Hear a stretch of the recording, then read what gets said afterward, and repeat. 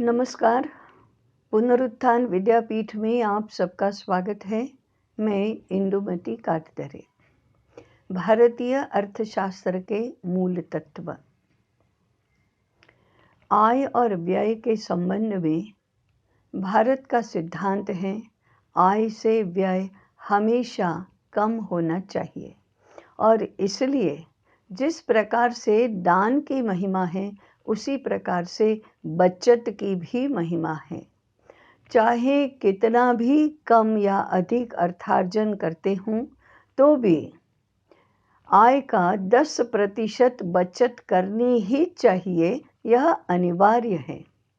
भारतीय लोकमानस में यह इतनी अच्छी तरह से बैठा है कि कई कहावतें इसके अनुसार बनी हैं। चादर देखकर पाँव पसारना, ये लोकोक्ति सबको परिचित है। तो बचत करना यह व्यावहारिक सिद्धांत है और भारत के लोग बचत करते ही हैं। अक्सर हमने देखा है कि छोटे छोटे उद्योग जो होते हैं, उसके लिए बैंक से लोन लेना, ब्याज की शर्तों पर लोन लेना, कर्जा करना, उससे कई गुना अधिक घर की महिलाओं ने और घर के सगे संबंधियों ने जो बचत की है, उस बचत को पूंजी में परिवर्तित करके व्यवसाय में लगाना और उद्योग चलाना, इसका प्रचलन अधिक है। आज ये बात समझ में नहीं आती। जो लोग अर्थशास्त्र और वाणिज्य शास्त्र महाविद्यालयों में, विश्वविद्यालयों में पढ़ते हैं, उनको ये बात समझ में नहीं आती। उनको ऋण लेना, बहुत कैसी भी शर्तें हो तो भी ऋण लेना और उसको इन्वेस्ट करके फिर उद्योग चलाना और उसके अनुसार ही हमारी बाजार की व्यवस्थाएं बनाना, उसके अनुसार हमारी बिक्री करना और मुनाफा कमाना और उसमें से ब्याज चुकाना, ऐसी व्यवस्था बहुत स्वाभाविक व्यवस्था लगती है, परंतु यह भारतीय व्यवस्था नहीं है। उद्योग करने के लिए ब्याज से माने कर्जा करना, ये प्रचलन मूलतः भारतीय लोकमानस के और लोक व्यवहार के अनुकूल नहीं है। परंतु पाश्चात्य अर्थव्यवस्था, पाश्चात्य अर्थ विचार, पाश्चात्य जीवन विचार हमारे पर हावी हो गया है, इसलिए हम इसका स्वीकार करके इसके अनुसार व्यवहार करते हैं। ब्याज देने वाली व्यवस्था, जिसको बैंक कहते हैं, वह इतनी सुलभ हो गई है कि हम ऋण लेने में, कर्जा करने में हिचकिचाहट का अनुभव ही नहीं करते।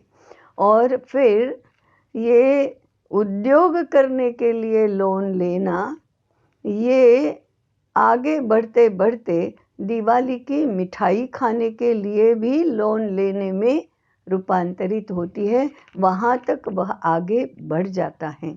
इसलिए बचत करने के सिद्धांत को पुनः एक बार स्मरण में लाने की आवश्यकता है, उसे व्यवहार में लाने की आवश्यकता है।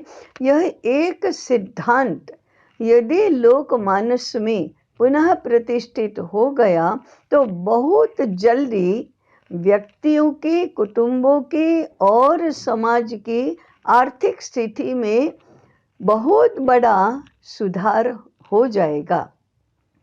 लोकमानस में परापूर्व से प्रतिष्ठित होने के कारण से स्वीकृति में तो कोई बाधा आएगी नहीं।